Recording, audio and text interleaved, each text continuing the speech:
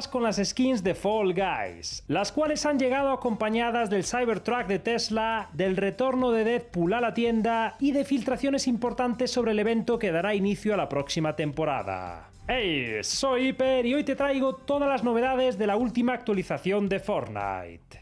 Empezando por la colaboración con Fall Guys. Desde ya mismo cualquiera puede crear sus propios circuitos de obstáculos utilizando elementos del videojuego de las alubias, lo que se traduce en que pronto podremos disfrutar de mucha más variedad de experiencias dentro de Fortnite. Cuando entres en una isla de Fall Guys, tu skin se convertirá automáticamente en uno de sus personajes, lo que por supuesto también te permitirá moverte, hacer gestos y hasta caer como ellos.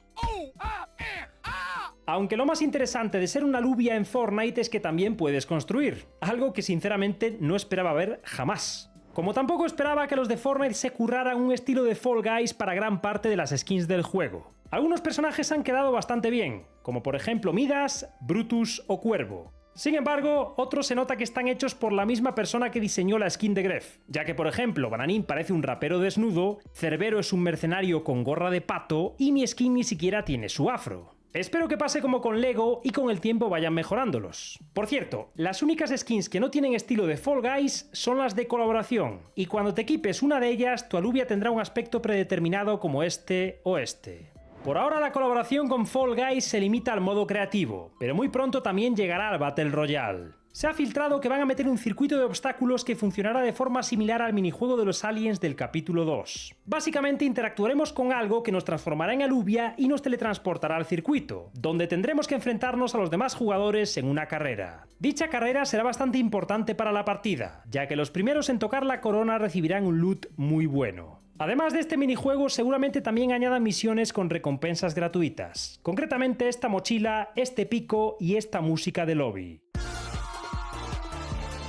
Se cree que todo esto llegará el 6 de agosto, ya que es justo ese día cuando por fin se podrán publicar las islas de Fall Guys que haya creado la comunidad durante estas 2 semanas. Si eres fan de meme minigames, estate atento, porque estamos cocinando algo bien grande para esa fecha. Aunque no somos los únicos, ya que hasta Epic va a sacar 6 mapas oficiales basados en Fall Guys. Entre ellos, un Only Up, un minijuego de coger pingüinos y una variante del famoso Hexagonía. Hasta el 6 de agosto, la única forma de disfrutar de las islas de Fall Guys es jugando a las que hagáis tú o tus amigos. ¿Que no sabes cómo hacerlas? No pasa nada, marchando un tutorial. Para crear una isla de Fall Guys simplemente entra al modo creativo, interactúa con esta consola, dale a crear nueva isla, ve a la pestaña de Fall Guys, selecciona cualquiera de estas 5 plantillas, ponle un nombre cualquiera y una vez le des a confirmar, toca la grieta de la isla. Sabrás que lo has hecho bien porque volverás a aparecer en la misma sala pero convertido en una alubia, y solo te quedará volver a tocar la grieta para entrar en tu isla.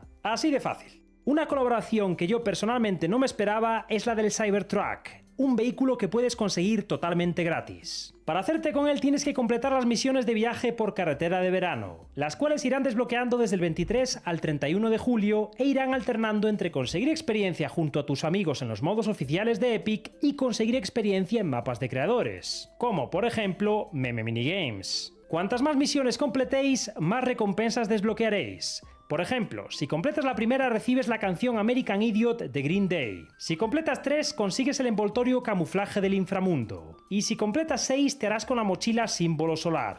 Una vez completes las 9 recibirás el lote del Cybertruck, el cual además del coche también trae unas ruedas y varios estilos para personalizarlo, incluyendo uno que hace referencia al incidente que hubo en la presentación del Tesla. Oh my fucking God. El estilo baja todoterreno es exclusivo de este lote gratuito, aunque el resto de objetos podrían salir en la tienda a partir del 6 de agosto, que es la fecha límite para completar las misiones. Lo que ya puedes comprar son los cosméticos de Adidas, los cuales tienen un nivel de customización brutal. Puedes personalizar su cabeza, cambiar el logo y sus patrones, añadir transparencias, poner o quitar accesorios, y por si esto fuera poco, también puedes modificar a tu gusto los 3 colores de cada uno de los elementos de la skin. ¿Que no hay colaboración con Yoyo? No hay problema. Cuando veas este vídeo es posible que ya esté disponible una de las colaboraciones más esperadas de este año, la de Deadpool y Wolverine. La nueva skin de Logan es muy fiel al diseño de la película, incluye un estilo sin máscara y viene acompañada de sus características garras y de un dibujo ridículo de su amigo Deadpool. En el lote de Wade, además de un estilo con la máscara levantada, también podemos encontrar varias referencias interesantes. La flecha que atraviesa la cabeza de la skin es una broma recurrente de los cómics. El gesto es su típica pose de sorpresa y la mochila se trata de Deadpool, una versión zombie de Deadpool que perdió su cuerpo. Esta es una gran oportunidad para que los jugadores más nuevos puedan hacerse con Deadpool, ya que, como sabes, su otra skin era exclusiva del pase de la temporada de Midas y en teoría nunca podrá volver a comprarse. Aunque lo mejor de todo es que este nuevo lote no será lo único de Deadpool que llegará a la tienda, ya que también se han filtrado unas ruedas y una calcomanía. Me pregunto si cuando lleguen todos estos cosméticos volveremos a ver una animación como esta. Algo bastante posible, ya que Deadpool ha vuelto a vandalizar las redes sociales de Fortnite. Tú por si acaso ve colocando el código hiper-youtube, que así me podré comer unas buenas chimichangas gracias a los pavos que te gastes. Ya que estamos con Marvel, que sepas que los filtradores ya han descubierto algunos de los personajes que podrían llegar en la próxima temporada. En los archivos del juego han encontrado piezas de Lego de la máscara de Gwenpool, un pelo que podría ser de Emma Frost o Sue Storm, otro peinado que podría encajar con el Doctor Strange y una capa de una nueva skin de Doctor Doom. Algunos filtradores afirman que esta última formará parte del pase de batalla, aunque esto es algo que ya se deducía por la hoja de ruta.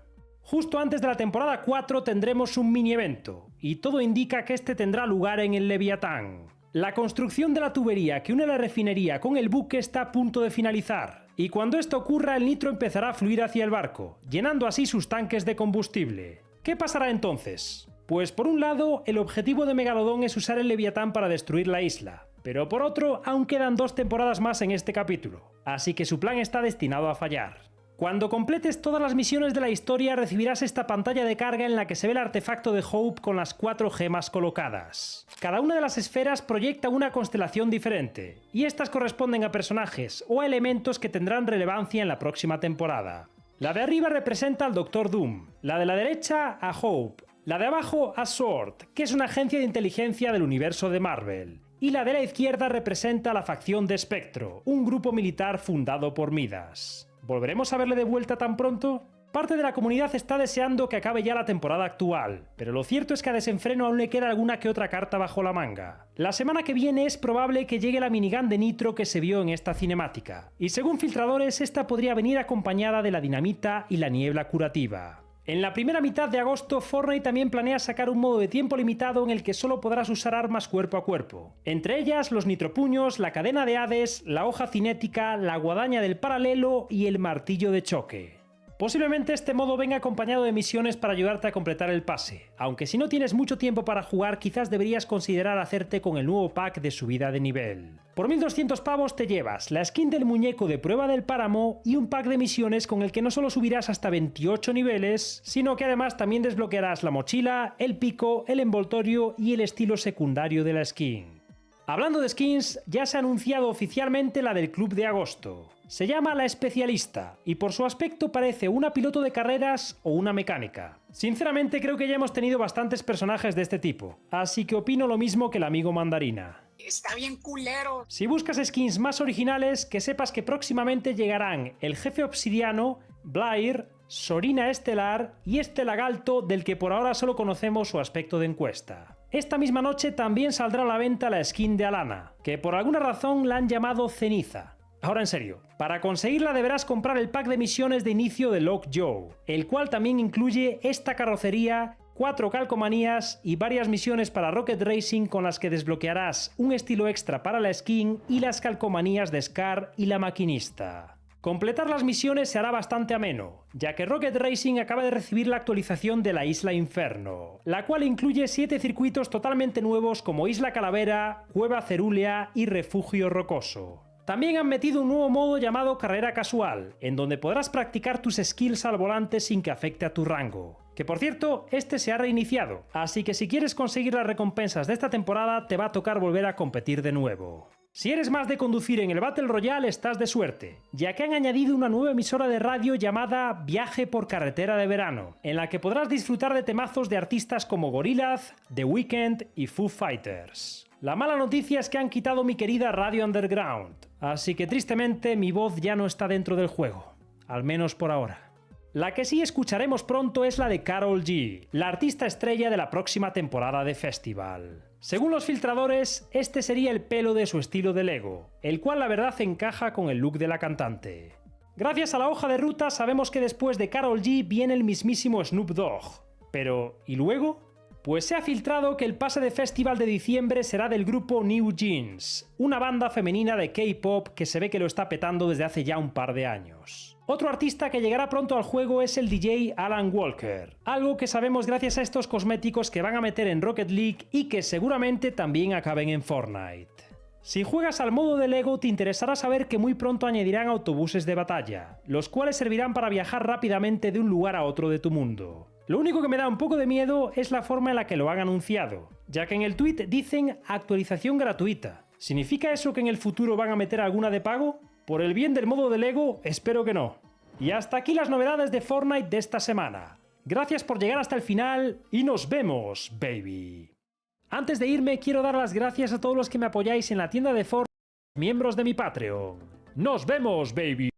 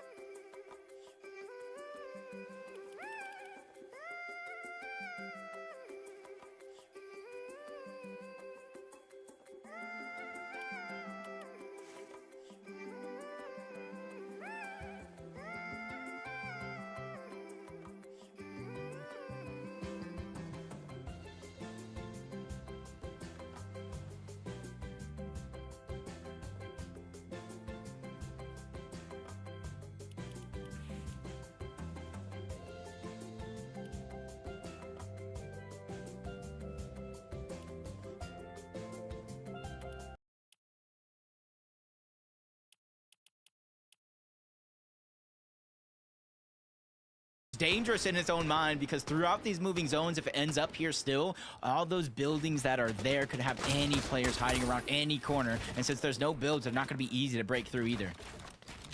Here we have them. Chapentini, 710 points in the second place. Vico Flixie, 800 points in first. One elimination so far for Tini. Looking to continue to increase that as the match goes on. My question is, are they just going to play it by the book? Are they going to play for that consistency and do what they can to stay up as long as possible? Or are they going to hunt down Vico and Flixie like they're prey? It's almost scaring me a little bit, because they are visibly not as aggressive as they have been in any other game this weekend. So they're kind of leaving on Vico and Flixie possibly going down, or maybe they just want to cement that second place spot. So a lot of situations could be running through their mind, because even though placement points have yet to set in, as soon as that starts to happen, every duo that goes down is going to make that first place spot just that much more out of reach. Well, Chicho doing a great job getting tags, but they still need more. I don't know if you saw Jacob, but Vico Flixie also were getting very close to Chapentini, so we'll see how that ends up closing out, as Haijo Kaido gonna get a few tags landed onto them. It was Chicho continuing to hit his shots now. Brought the 76 above. He'd be comfortable for now, but it won't last too long. Chicho has to continue hitting these shots.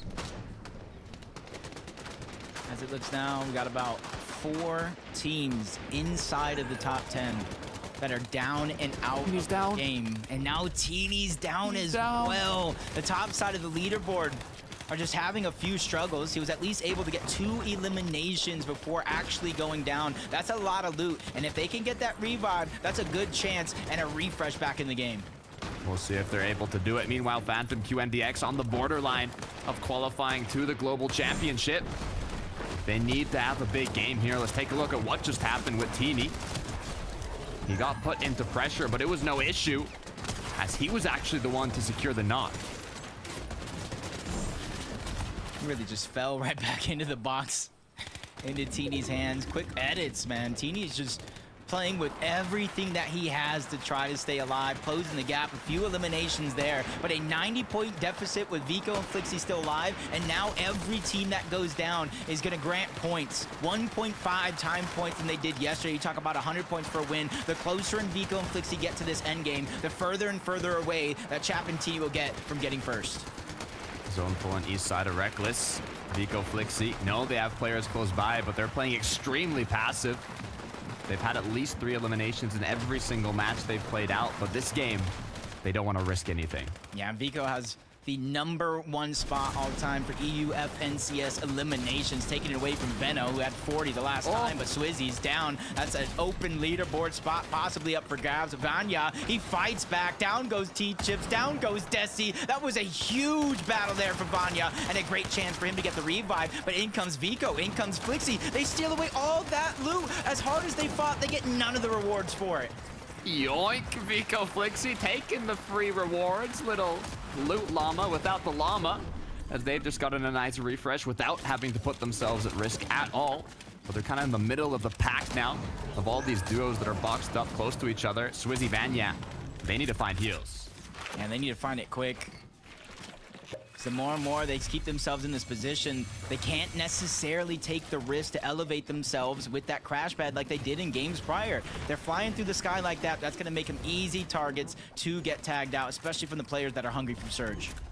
You can see Sky Scroll elevating themselves. Great position to have that vision on the duos rotating through, but for 9, Della are going to be the ones highest in their tower. Prism, Casper getting tagged, but they're going to choose to continue with their rotation before looking for those shots. Quickly make it to the front side. That's going to be step 1. Step 2 now, heal up just a little bit, but you need to simultaneously be looking for Surge. Casper quickly opens up a window, trying to find that opportunity. It's Chicho who gains their focus as Trulex gets taken down right before our very eyes, and Chicho can't do anything about it. Has to stay up as long as possible. Phantom QNDX have to be careful to not let the focus get onto them. Prism, though, they decided aggression is going to be the play here. A 2 versus 1 against Chicho. Can they close it out? Could be a great chance to get up that leaderboard even further, but it ends the dream of Chicho and Trulex on the side, potentially. 6 teams worth of placement come in. Snazy and Podesai are going to go down. 20th place for them in this game. Everybody's still alive, getting pushed across Reckless Reels. So the green, or the silver lining is going to be the fact that the north side of it is opened up for a few seconds. Vico taking shots onto Chap and Beanie. This could be the fight that decides how this major is going to come to a close. Teeny with 3 eliminations already. And on the other side of his door, the #1 duo currently, Vico and Flixie. Hey, this literally could be for the win. There's more than enough placement points left on the map. And then if they get both of those eliminations, that's 12. But they quickly elevate themselves upward. And there goes the crash pad. They're trying to block him out. They're trying to keep him stuck in the zone. So that way they have to rotate through all this madness. Vico has been cracked. Vico's been knocked down. Flixie is now left alone. This is everything for Chapentini. Flixie cannot let himself go down. Hey, but we've seen him make some big solo clutches already throughout this FNCS, the qualifiers, the semifinals. He just needs to do one more in this 12th and final game, and somehow they find themselves 5 above the damage threshold. This is not going to be a situation for Flixie where he's going to be the most confident. He knows he's going to have to somehow, some way make a beautiful play to stay ahead of the game. 1 shot left to make it happen. Everything is on the line for Flixie. He's now 30 below. He needs to look for a little bit of damage. 1 above. He has big pots. He has a med kit. He can tank Storm Surge for a little bit, but he cannot get eliminated. And in the high ground, you see them just looking down from above, just pressuring everybody that they can. They want to make sure they don't get contested. Another shield crack, but Flixie gets an elimination right there when he needs it most. But this is where, again, he's going to have to make himself susceptible for the crash pad. But another team jumps above. They block out that path. But if at first you don't succeed, you have to try again. This time he puts a ramp to instantly boost himself forward. Stays calm, stays cool, stays collected, and that's exactly what he has to do. Securing placement after placement, and the 6 points already from that extra elimination. Flixie is doing an amazing job staying up. But there's still so many points behind on the side of Chapentini. They did a good job with Vico going down. They were the ones that caused the pressure of it all. And now Flixie's outside of zone. The medkit's popping off, and it's his only chance. He has to move in, because as soon as that medkit is over, he has 4 ticks of zone. Just 4 ticks is all he will be able to take. And now the chance for Chapentini has arisen. In the meantime, Vico and Flixie's worst nightmare, Chapantini on height in the last moving zones of the last match of the day. Flixie needs another elim. No, it's becoming more and more out of reach with every placement he gets. 851 points. He's looking to climb even further, and he's not necessarily taking any risk. He's letting everybody take each other out. Those placement points mean too much because there's even 2 more placements that he's but he finally gets taken down. This is going to be a photo finish. 8:57 is the cutoff, Jacob. 8:57 is what Chapantini need to pass. Sky and Scroll doing what they can to put themselves into the global championship. They need every one of these eliminations. They don't have enough. They need the points on top of what they have now. They did a good job of staying alive, but so did Flixie to gain all those points. Chapantini not slowing down. They're pressuring all around. They saw Sky, but they're not going to go down for that one just yet. Everybody left in this game is solos, but Chapantini. But there's not enough points left on the map unless they go berserk. But Chap goes down. Teeny gets the elimination. 1v2 situation, or it's actually going to be a 1v1. Can he win this game? That's 6 points. That's 18 for the placement on top of what he has. He's dancing around, but he's getting slowed down by focus. Until then, the final elimination, it is 7 on top of the win, but is it going to be enough? Is it going to be enough? Chap and Teeny close out the last match of Major 3 with a victory royale alongside a good set of eliminations. They went into the match in second place. Vico and Flixie holding on strong. Even though Vico went down earlier in the match, Flixie was able to clutch it up. Chap and Teeny got the VR, but was it enough? Yeah, and even through the course of that game, I said it myself, I was counting, watching every single team in the top 10 that went down. And at one point, relatively early on, there was at least 4 of them. 4 of the teams in the top 10 down and out, left to wait, left to wonder if what they did that game gave them enough points to get into the top 10 or even just a little bit more down, because we know a couple of those teams that already qualified for the global championship are in that top 10 as well. Look, one of the storylines is who's gonna take home that Axe of Champions, but the other one is this is the last shot to qualify to the global championship, your last opportunity to get within that qualifying range. I'm not sure who is going to make it, but I know 3 people who can tell us that. That's it for me and Jacob. Let's head on over to Frankie, Levin, and Minnie. Thank you so much, Jakarta and Jacob PR. It is a photo finish with Chap and Teeny giving their everything to get 7 eliminations and the victory royale. But was it enough to secure the Axe of Champions? Or did Flixie get the clutch of a lifetime? And Vico is going to be so happy that he chose him as his duo partner, because after a heroic performance by Flixie, they are your official FNCS Major 3 champions. It's Vico and Flixie. Wow. Absolutely insane performance, Levin. We saw earlier in that match that Vico now holds the EU record for individual elims in an FNCS final. He's taken the crown from Venno, and he's taken the title potentially of best player in Europe. Unbelievable performance. One of the best performances we've seen from a player ever. I mean, for years now, Vico has been hyped up as this player who had insane fragging potential. He showed us that potential in plenty of situations, right? He's won lands before. He's, been leading in eliminations and stats all throughout his time in EU as a top player. But now this crowning moment, an FNCS title, the record for elims, it's just a perfect weekend for Vico here. Both of their first FNCS champions as well. They'll be overjoyed with it. And you cannot say that it was via luck, via zones, via RNG, via anything other than pure skill, determination from Vico and Flixie himself. I always see them grinding the streams, grinding the scrims, grinding the zone wars, grinding the ranks, no matter what it is. They've been grinding it so much. And I can't think of 2 players that have been grinding more and that deserve it more than Vico and Flixie, especially after this weekend's performance.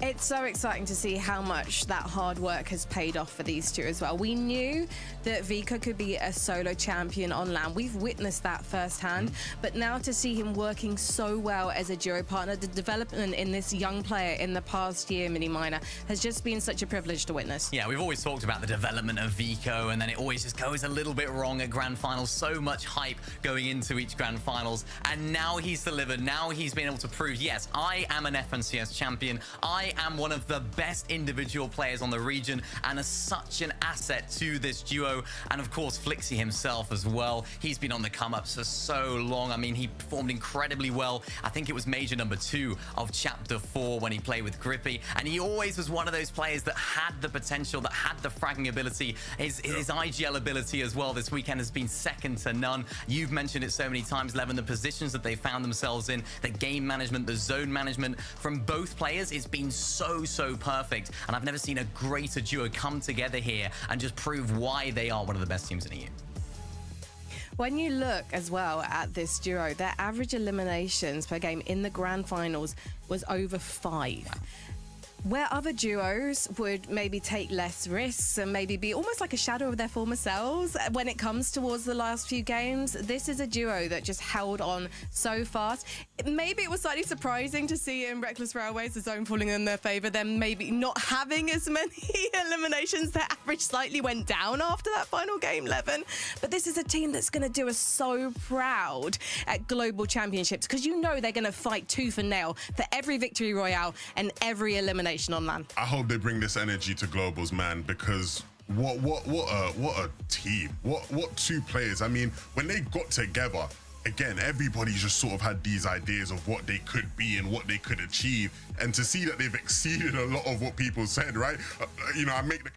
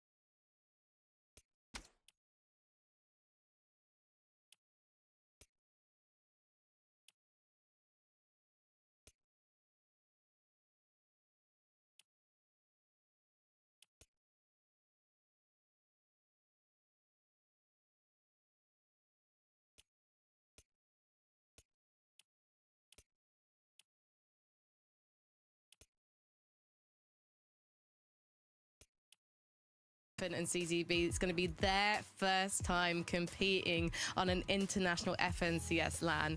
And Janice and Pixie as well, they've managed to hold on to their spot. It's just such an exciting time to be a fan of FNCS in Europe, Mini Miner. Yeah, really happy for CZB and Nathan. As I mentioned earlier, they've been on the come up for this whole chapter. Every grand final has just been improvement on improvement.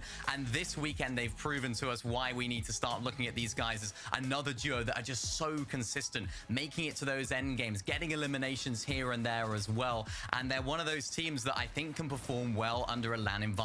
They seem to know each other very well in terms of play style. They seem to be able to bounce off each other. They seem to be just tied together in end games at some points as well, Levin. And they just seem like a team that can do it on that big stage. Yeah, I And mean, Chapman, oh, apologies. You go. Yeah, no, I was just about to say, looking at the points difference between first and second, Chap and Teeny, I mean, what an incredible year in particular for Chap. He's just risen through the ranks. He was just 11 points away from getting his first Axe of Champions, Levin. And I mean, he's equaled the record from Major number 2, second again. Really impressive, man. Your average placements in FNCS Grand Finals being at second is unreal, right? Like, no, he's only played the 2, but to come second in both and so close to first. I mean, yeah, a lot of people going into that last match wanted to see them maybe land on Vico and Flixie, maybe do a bit of a teeny strat and camp them on like a forecast tower or something. It didn't pan out that way, but they came through and won the game, right? You know, outside of directly contesting Vico and Flixie, they did everything in their power they really could have, right, to to make it close in the end. And I am so excited about what these guys are going to offer us online again. Two players who are so young, so talented, but so passionate and so good at this game. I can't believe that they get to represent EU at Globals. You know, we are blessed to have them in that sense. And you can see on page 2 of the standings who else will be representing us. And it's so exciting to see that Trulex and Chicho are heading back to LAN, as are Gyros and Chariot. I mean, this is going to be such exciting championships, Mini Miner. Yeah, super happy for Trulex and Chicho there. We knew they needed a decent last game to clutch it up. They had a 16th with 1 elimination, so they didn't set the world alight with that last game, but they didn't need to. Another one that I'm really excited to see there as well, 13th place, Hutty and Kovacs. I actually spoke to Kovacs at the last Global Championships. He was there as a spectator. He was there just to come and watch with his friends, and he said to me, next time that there's a Global Championships, you will see me on that big stage. He said those exact words to me, and I'm very happy that he's actually managed to make it there in the end, because those are the storylines that we live for, and you know, going to Globals and then making it in the end. So happy for the guy. Is he Danish? Yeah. I believe. Yes, yeah. What is it about the Danes and Fortnite? They're just always up there at LAN. It's such a dependable nation.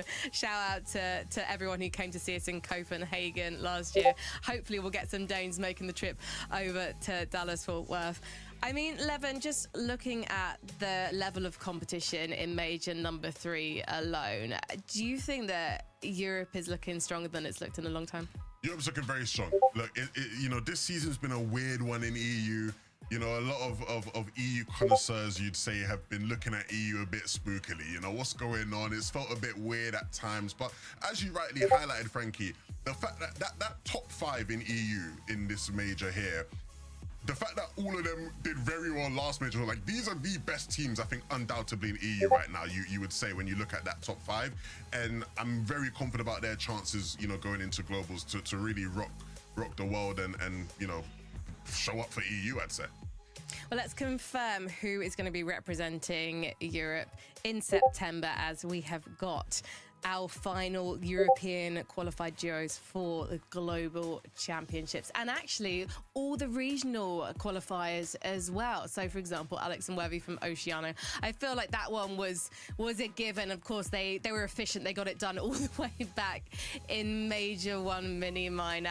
This just looks like such a classic competition. We have got so many well-known names, so it's great to send some newcomers from Major number 3 as well. Yeah, absolutely. It's nice to see some new names. It's nice to see some experienced names in there as well, as we have a look at who managed to make it through, of course, in this Major number 3. What's going to be really exciting about this Global Championship and all the teams that we see on the screen right now is that it is going to be a 50-team lobby of the best teams across the entire year. We haven't got a last chance major. It's not top 75 with upper bracket and lower bracket. It is simply a single lobby, 50 teams of the best. So I'm really excited to see what these guys can show to us in the Global Championship. So many names in there as well, particularly from EU, that we haven't necessarily seen perform on the big stage before. So really excited to see what they can bring, because they brought some incredible drama and some incredible action this grand final in particular. And there's still more drama to come, boys, because North America, they've got to choose their final 10 duos who will be joining our European folks and all those names you just saw from the other regions across FNCS globally at Fort Worth. Are there any names that you're predicting we'll see in that graphic come the end of today, Levin? Oh, I mean, I think the dream is it wasn't the best day one for them, but for Mongrel and Savage to qualify to Globals, I would be alive. I would be the happiest man on earth. So hopefully we can see that happen. Of course, I want to see Venno and Clix close things out as well and get the win. Venno, goated stuff going on, and then Clix picking up his first would be unbelievable. Yeah, it's good to see Venno get his mojo back, Mini Miner. Yeah, it definitely is. I'm really happy for those guys. They're performing very well. Another team as well, Tayson and Iomzo. I saw those guys. I think they're sat in around 15th, 16th position right now. So they also need a solid day. And it wouldn't be a LAN without Tayson, it would feel like, right? So I want to see Tayson at LAN. Of course, Iomzo as well, playing with Tayson. Well, before we wrap things up, I hope people don't mind if I use a bit of a British football analogy here to represent Europe. But Levin, is it coming home? That hasn't worked out well for you guys in the past, so I don't know. It's coming Welshman. It's coming home! It's coming home. The trophy at Global Championships. That's our bold prediction. prediction of the entire season. It's coming back to Europe. FNCS, it's been an absolute pleasure. Major 1, 2, and 3, they've all delivered. And I just know that the Global Championships in